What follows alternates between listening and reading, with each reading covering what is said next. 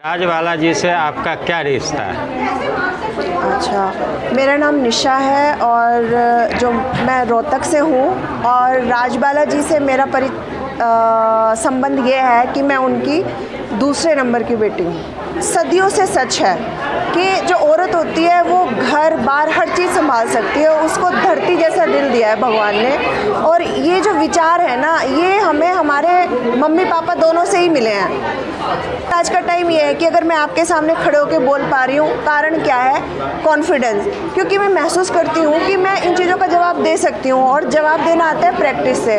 और ये बात तो हमेशा मेरे पापा हमसे कहते थे कि एक लड़का पढ़ा ना तो एक परिवार ही पढ़ता है, क्योंकि वो अर्निंग करता है और परिवार को पालता है। पर अगर एक लड़की पढ़ती है तो वो अपनी बेटी को, अपने सास के परिवार को, अपनी ननद को, सबको आगे बढ़ने की उसमें प्रेरणा डालती है। इसलिए कहा जाता है कि जब भी कोई लड़की पढ़ती है तो 7 पीढ़ियाँ पढ़ जाती हैं, 7 पीढ़ियाँ आगे बढ़ जाती हैं। देखो, सरकारी संस्थाएं भी अपने हिसाब से काम करती हैं, पर एनजीओ और ट्रस्ट को आगे आने का फ़ायदा ये होता है कि वहाँ जो भी इंसान जुड़ा हुआ है ना, वो महसूस करते हैं कि कहाँ कोई कमी है। सरकार तो बड़े लेवल पे काम करती है, वो एक छोटे तबके तक चीज़ें आती आती कई बार ख़त्म हो जाती है, पर एनजीओ जो काम करती है वो बिल्कुल छोटे लेवल से स्टार्ट करके ऊपर तक जाती है। तो एनजीओ का जब कोई एनजीओ रन होती है तो उसमें उनका पर्सनल जो ध्येय होता है कि हमें इस चीज़ में सुधार लाना है, इस चीज़ को ठीक करना है। मतलब अगर सरकार कोई नियम कानून या कोई स्कीम लेके आ रही है तो वो ऊपर से नीचे की तरफ आता है, लेकिन जब कोई एनजीओ, जब कोई ट्रस्ट कोई काम शुरू करती है, वो नीचे से ऊपर की तरफ जाती है, वो ज़ीरो लेवल से काम करके बड़े लेवल तक जाती है। तो ये दोनों डिफरेंस मैं देखती हूँ।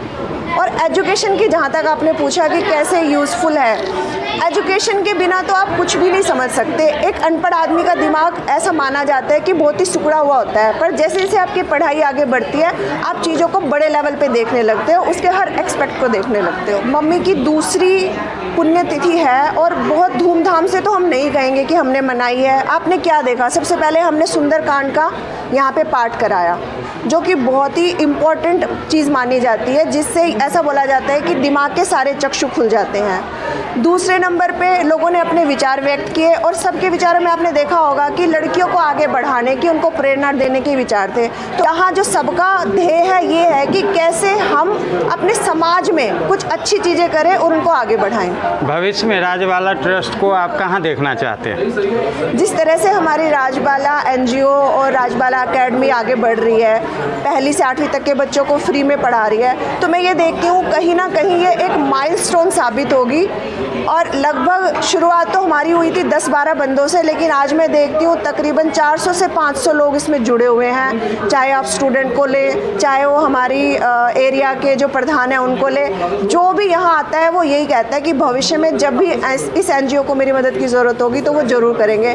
तो इस बात से मैं बहुत खुश हूँ कि जो हमारा दायरा है धीरे धीरे बढ़ रहा है और भविष्य में मैं राजबाला एनजीओ को एक बड़े मुकाम पे देखना की उम्मीद करती हूँ कि जहाँ पे लड़कियाँ अपनी पर्सनैलिटी डेवलपमेंट में और एजुकेशन में आगे जा पाएंगी और अपने पैर पर खड़ी हो पाएंगी। आप पर्सनली तौर पर कभी महिलाओं के लिए आवाज़ उठाए हैं? जैसे हरियाणा में लड़कियों की संख्या कम होने का, ऐसे कुछ आवाज़ उठाने की कोशिश की है?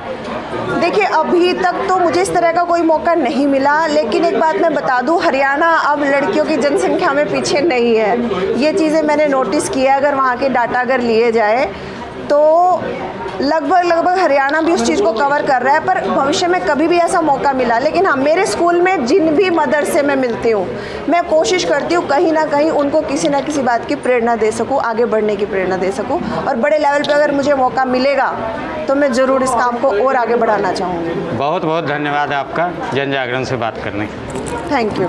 मेरा नाम यश चौहान है। मैं श्रीमती राजबाला जी मेरी नानी लगती थी और मैं आज उनकी बरसी पे यहाँ उनके फंक्शन को अटेंड करने आया हूँ। क्या याद आ रही है उनके बारे में आज? देखिए, इतना ज़्यादा टाइम तो नहीं मिल पाया, पर जैसे स्कूल्स के बाद वेकेशंस होती थी तो यहाँ मिलने आते थे नानी से। नानी बहुत खातिरदारी करती थी, खिलाते पिलाते थे, प्यार भी बहुत करते थे अच्छे से। मतलब हम सबको नानी ने खातिरदारी वगैरह की है। याद तो उनकी बहुत आती, क्योंकि ऐसी नानी किस्मत वालों को ही मिलती हैं। पहले जब आते थे तो यहाँ रौनक रहती थी, हंसी रहती थी जब नानी थी हमारे साथ, हमारे श्रीमती राजबाला जी। पर अब है तो क्या नानी के बिना अब उतना कुछ अच्छा नहीं लग रहा है। देखिए बेसिकली इतना चांस तो नहीं मिला है करने का, पर यही ट्राई करते कि जब भी आते हैं यहाँ कुछ वेलफेयर ही करके जाए, यहाँ कुछ अच्छा ही करके जाए, आगे काम आए यहाँ पे, बाकी लोगों को इंस्पिरेशन मिले।